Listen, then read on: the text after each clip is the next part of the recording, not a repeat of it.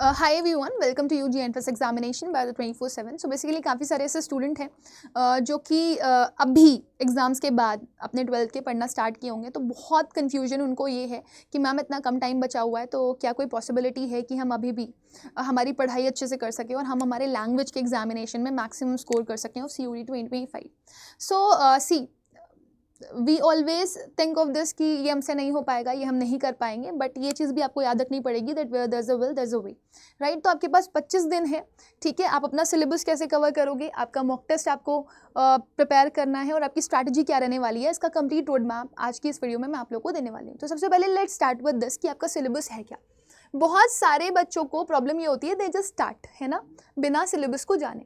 तो अब यहाँ पर हो सकता है कि वो NT की साइट पर जाएं, ठीक है ना, या फिर CUET की साइट पर जाएं, तो उन्हें ये सिलेबस मिले कि आपके 3 पैसेजेस आएंगे, वर्बल एबिलिटी में रीअरेंजमेंट आएगा, मैचिंग आएगी, चूज द करेक्ट वर्ड आएगा, सिनोनिम एंटोनिम आएगा। बट इसके अंदर क्या आता है, बहुत कंफ्यूज रहते हैं बच्चे।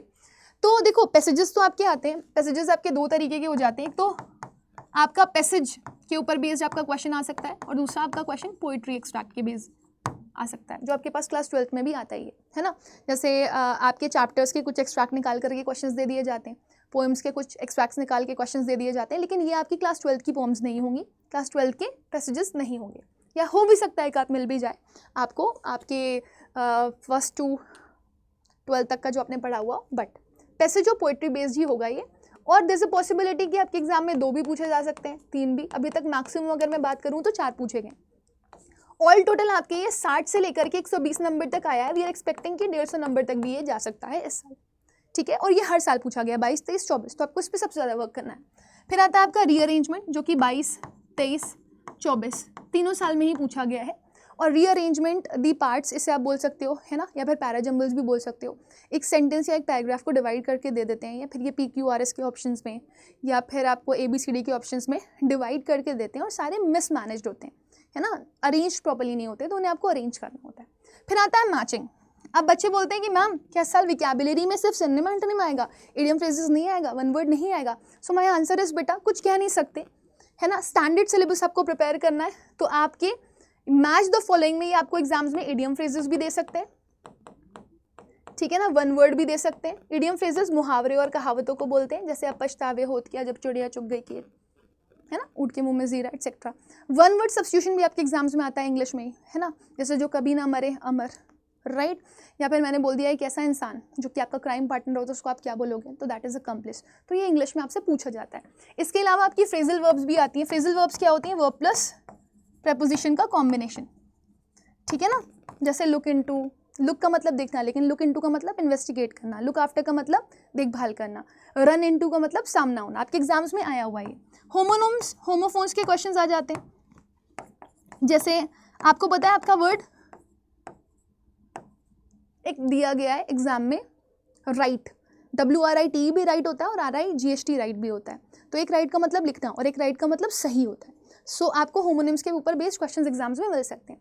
फिर इसके अलावा आपके एग्जाम्स में यहाँ पर आपको फॉरेन वर्ड्स मिल सकते हैं। फॉरेन वर्ड्स मतलब कुछ लैटिन फ्रेजेस, है ना, जर्मन फ्रेजेस, फ्रेंच वर्ड, जैसे बॉन्जोर का मतलब आपसे पूछ लेगा, अला कार्ड का मतलब आपसे पूछ लेगा, स्टेटस को का मतलब आपसे पूछ लेगा। ये क्वेश्चंस आए हुए हैं आपके एग्जाम्स में पिछले साल, तो आपको ये भी प्रिपेयर करना है। हालांकि आए सिर्फ 2023 में ही है, लेकिन आपको अपना स्टैंडर्ड सिलेबस प्रिपेयर करके जाना है। तो कुछ इंपॉर्टेंट क्वेश्चंस भी अगर आप प्रिपेयर कर लोगे ना, तो वो आपके लिए सफिशिएंट है। कैसे करोगे, कहाँ से करोगे, बाद में बताऊंगी। चूज द करेक्ट वर्ड, ये भी एक इंपॉर्टेंट सेक्शन होता है। यहाँ पर आपसे फिल इन द ब्लैंक से पूछ सकता है, ठीक है ना, फिल इन द ब्लैंक्स, या फिर cloze test. Fill in the blanks तो आपने करी होंगी, एक सेंटेंस दिया गया होता है, बीच में ब्लैंक दिया गया होता है, 4 ऑप्शंस होते हैं, उनमें से आपको सही करेक्ट प्रेपोजिशन चूज करनी होती है ना, या फिर correct noun, correct pronoun, correct adjective ढूंढना होता है। क्लोज टेस्ट ना बस फिल इन द ब्लैंक्स का एक बड़ा वर्जन होता है, जिसमें आपको एक पैराग्राफ में बहुत सारे गैप्स दिए गए होते हैं और उन गैप्स को आपको फिल करना होता है। इसके साथ साथ इसमें स्पेलिंग एरर के क्वेश्चंस आपसे पूछे जा सकते हैं, है ना, या फिर इम्प्रूवमेंट ऑफ सेंटेंसेस। अब ये जो क्वेश्चन है आपके, ये ग्रामर के ऊपर ही बेस्ड होंगे, ठीक है ना, ग्रामर के ऊपर बेस्ड, जिसमें noun, pronoun, adjective, verb, adverb, preposition, conjunction, article, है ना, या फिर एक्टिव, पैसिव, नरेशन, इसके ऊपर बेस्ड क्वेश्चन आपको मिल सकते हैं। या फिर हो सकता है ट्रांसफॉर्मेशन ऑफ सेंटेंसेस के ऊपर क्वेश्चन मिले, क्लॉजेस के ऊपर क्वेश्चंस मिले, फ्रेजेस के ऊपर क्वेश्चंस मिले, है ना, फिगर ऑफ स्पीच के ऊपर क्वेश्चंस मिले। तो इस तरह के क्वेश्चंस आपको मिल सकते हैं। इवन मैचिंग में भी आपको फिगर ऑफ स्पीच के क्वेश्चन मिल सकते हैं। पिछले साल का पेपर उठाओगे तो आपको मिले हुए भी हैं, मैचिंग में आपको सिनोनिम्स एंटोनिम्स भी मिल सकते हैं, सिंगल सिनोनिम एंटोनिम भी पूछा जा सकता है, फिल इन द ब्लैंक्स के फॉर्म में भी सिनोनिम एंटोनिम पूछा जा सकता है। तो ये आपका एक स्टैंडर्ड सिलेबस है जो कि आपको प्रिपेयर करके जाना है ना। ऑल टोटल ये दे करके आपके पास कितने दिन है आपको बहुत अच्छे से पता है, यू हैव 25 डेज। तो अपने 25 डेज को ना 4 पार्ट्स में डिवाइड कर लो, day 1 to 5, day 6 to 10, day 11 to 15 and day 16 to 20, है ना। आपके दिमाग में ये क्लियर होना चाहिए कि मुझे कुछ इंपॉर्टेंट रूल्स जो हैं वो कवर करने 1 to 5 डे में, कुछ ग्रामर के बेसिक रूल्स जो इंपॉर्टेंट है, ठीक है ना, और कुछ विकैबुलरी। अब विकैबुलरी चाहो तो आप रूट वर्ड से लर्न कर लो, है ना, जैसे क्रेसी एक रूट वर्ड होता है, साइड एक रूट वर्ड होता है, डेमो एक रूट वर्ड होता है, तो इससे रिलेटेड 10-10 वर्ड आपने लर्न कर लिए तो आपकी विकैबुलरी तैयार हो जाएगी। या फिर आप थीम से लर्न कर सकते हो, जैसे अगर आपने इडियम फ्रेजेस लर्न किया तो आपने थीम ले लिया, डॉग, कैट, एप्पल, बहुत सारे इडियम्स इससे रिलेटेड आपको मिल जाएंगे। हालांकि मैंने विकैब रोजाना में करवाए हुए हैं, है ना। विकैबुलरी के लिए आप चाहो तो विकैब रोजाना सेशन को फॉलो कर सकते हो, ठीक है, और ग्रामर के लिए आप चाहो तो 120 रूल्स ऑफ इंग्लिश ग्रामर देख लो, लेकिन दोनों सर्च करना मेरे नाम से, रुबैका मैम, ठीक है, आपको मिल जाएगा, bye Rebecca ma'am, bye Rebecca ma'am, ठीक है ना। अब ये आप 1 to 5 डेज में कंप्लीट करोगे, उसके बाद फिर आप उठाओगे ये वाला सेक्शन अपना 6 to 10। 6 से 10 तारीख के बीच में आपको रीडिंग कॉम्प्रिहेंशन करना है, जो बहुत इंपॉर्टेंट है। रीडिंग कॉम्प्रिहेंशन में 2 तरह के क्वेश्चंस आपको मिलेंगे, डायरेक्ट और इनडायरेक्ट। डायरेक्ट क्वेश्चन को आप कीवर्ड निकाल करके पैसेज में चेक करोगे, और इनडायरेक्ट क्वेश्चन को आपको ना मतलब सॉल्व करने के लिए एलिमिनेशन करना पड़ेगा, और वो तभी कर सकते हो आप जब आपने पूरा पैसेज पढ़ाओ। तो आपको ध्यान रखना है कि आप रीडिंग कॉम्प्रिहेंशन जब कर रहे हो ना बहुत डेडिकेटेडली, भले ही ये 5 दिन में आप सिर्फ 5 आरसी करो, बट 5 आरसी में कोई भी एक ऐसी विकैबुलरी नहीं होनी चाहिए जो आपको नहीं आती है, और आप ये नहीं कह सकते कि मैम मुझे ये समझ में नहीं आया। मतलब आपको अगर पढ़ाने के लिए खड़ा कर दिया जाना तो वो 5 आरसीज आप किसी को भी पढ़ा सको, कुछ तरीके से अपने आरसी तैयार करने। तो इससे क्या होगा ना, आप खुद देखोगे कि आपका कॉम्प्रिहेंशन लेवल स्ट्रॉन्ग हो रहा है, कॉम्प्रिहेंशन मतलब अंडरस्टैंडिंग स्ट्रॉन्ग हो रही है, विकैबुलरी समझ में आती है, अंडरस्टैंडिंग अपने आप क्लियर हो जाती है। और हमेशा याद रखना, जब आप स्टार्टिंग का पैराग्राफ पढ़ते हो ना तो आपको नहीं समझ में आता क्या चल रही है स्टोरी, लेकिन जब पूरा एंड करते हो ना तो समझ में आ जाता है। सो कोशिश करो कि आप इसको ज़रूर से ज़रूर प्रिपेयर करो। इसके लिए आप इंग्लिश की बुक ले सकते हो फ्रॉम अड्डा ऐप, काफ़ी हेल्प करेगा आपको, है ना, अड्डा से। Next third is 11 to 15 days आप लिटरेरी कॉन्सेप्ट सीख लो, जैसे फिगर ऑफ स्पीच आपने पढ़ लिया, ठीक है ना, आपने सेंटेंसेस के फॉर्मेशन पढ़ लिए, आपने टाइप्स ऑफ सेंटेंसेस और उनके फॉर्मेशंस पढ़ लिए, इसके अलावा आपने क्लॉजेस पढ़ लिया, है ना, आपने नरेशन पढ़ लिया, ठीक है ना, या फिर आपने एक्टिव पैसिव पढ़ लिया, एक्टिव पैसिव। तो इससे आप बहुत आराम से लिटरेरी कॉन्सेप्ट अपने कंप्लीट कर लोगे। इसके अलावा आपका जो 16 to 20 वाला दिन होगा, बचे हुए 5 दिन, उस दिन आप मिक्स्ड क्वेश्चन की प्रैक्टिस करोगे, जो कि अगेन आपको अड्डा की बुक में मिल जाएगी। सो मैंने इसको बहुत ही मतलब डिटेल में भी कवर किया हुआ, अगर आप देखोगे तो पहले 5 दिन आपको रिवाइज करना है, part of speech, tenses, article, preposition, और 20 न्यू वोकैबुलरी हर दिन लर्न करनी है, चाहे आप रूट वर्ड से लर्न करो, चाहे आप थीम से लर्न करो, ठीक है ना, बहुत इंपॉर्टेंट है।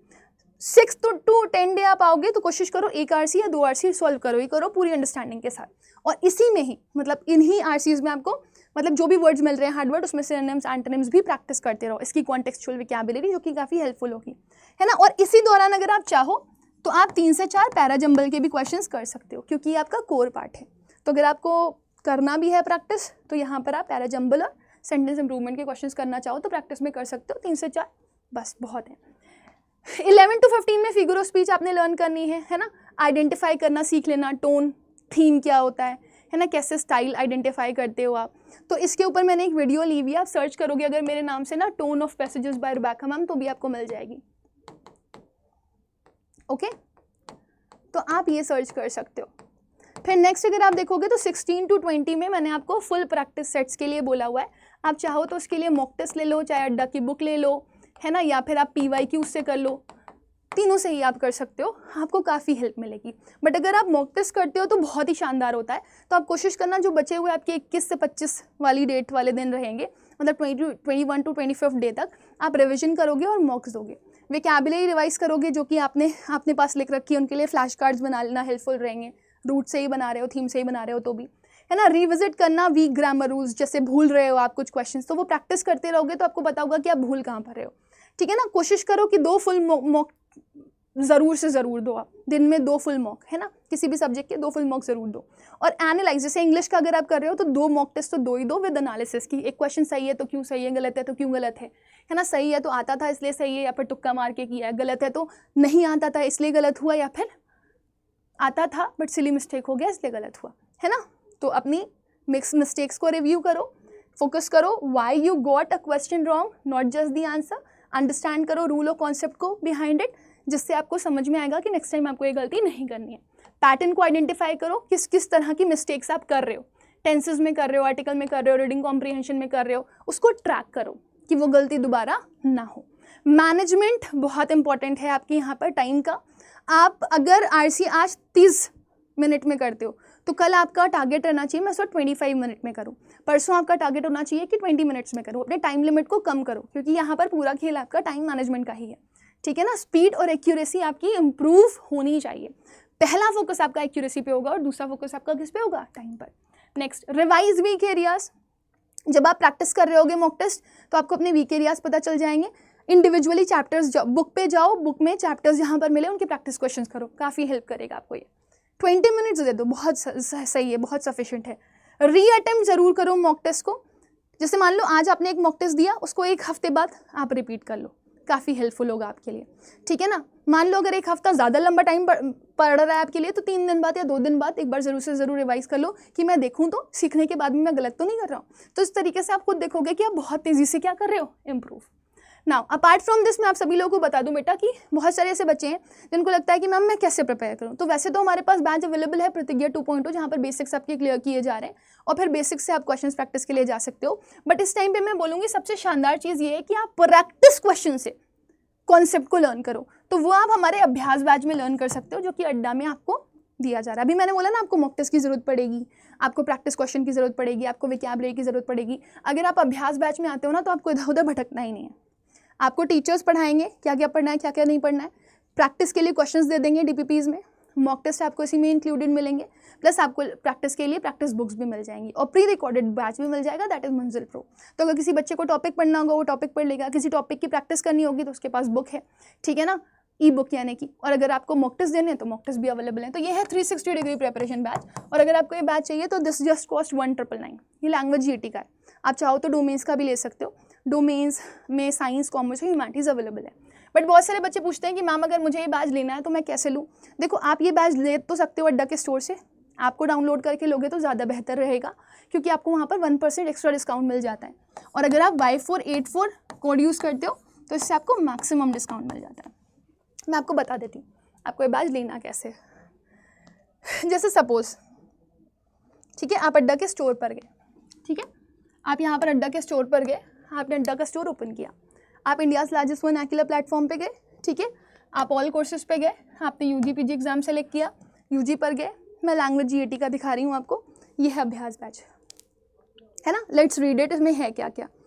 देखो 75 ऑनलाइन लाइव क्लासेस मिल रही हैं आप लोगों को और 39 मॉक टेस्ट मिल रहे हैं आपको, ठीक है ना। प्लस जो मैं आपको ई-बुक वाले सेक्शन बोल रही हूँ वो यहाँ पर आपके पास अवेलेबल नहीं है, बट जो क्लास में आपको DPPs मिलेंगी वही आपके ई-बुक का काम करेंगे, तो वो आपको काफ़ी ज़्यादा हेल्पफुल मिल जाएंगी। कैसे, आपको मंजिल प्रो बैच जो मिलेगा उसमें हर एक चीज़, मतलब लाइक एक एक टॉपिक आपका बहुत ही क्लियरली एक्सप्लेन्ड है और हर टॉपिक से रिलेटेड आपको 30 या 20 क्वेश्चंस दिए गए हैं, तो वो आपको काफ़ी हेल्प करेगा, राइट, प्रैक्टिस वाइज क्वेश्चन करने में। अगर आपको इसको लेना है तो आप इसको ले सकते हो by using one code, that is Y484।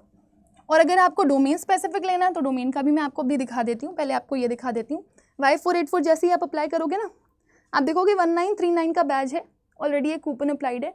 But अगर ये वाला लेते हो कूपन तो 1879 रुपीज़ का आपको ये बैच मिल जाएगा। अगर आप अड्डा की ऐप से डाउनलोड करोगे ना तो ये और कम का मिल जाएगा। एक बार मैं डोमेन्स के साथ वाला भी दिखा देती हूँ। ये देखो, इंडियाज़ लार्जेस्ट वर्नाक्युलर प्लेटफॉर्म पे गए, ठीक है, ऑल कोर्सेज में जाओ, UG PG एग्जाम्स में जाओ, UG पे जाओ, साइंस, कॉमर्स, ह्यूमैनिटीज़ का अवेलेबल है बेटा। अभ्यास बैच में 2424 का है, ये डोमेन्स के साथ मिलेगा आपको, ठीक है। इस पे जाओगे आप, अगेन कूपन कोड यूज़ करोगे Y484, ठीक है। तो जैसे ही आप अप्लाई करोगे वैसे ही आपको ये बैच 2349 रुपीज़ का मिलेगा। अड्डा के स्टोर से अगर लोगे तो आपको ये बैच मिलेगा और कम का 1% एक्स्ट्रा डिस्काउंट के साथ। So if you want to have it language EAT का, तो लैंग्वेज ईएटी का ले सकते हो आप बाय यूजिंग Y484 कोड, और डोमेन्स का लेना है तो डोमेन्स का भी आप ले सकते हो। So with this let me and with the session. I hope कि आपको इतना क्लियर होगा। बाकी अगर आपका कोई कन्फ्यूजन है, कोई डाउट है, तो वो आप मुझे आफ्टर द वीडियो भेज सकते हो, और आप मुझे कमेंट सेक्शन में ये भी बताओगे कि आपकी इंग्लिश की तैयारी कैसी चल रही है। Rest all the best, will meet again, तब तक के लिए bye bye, take care, God bless you.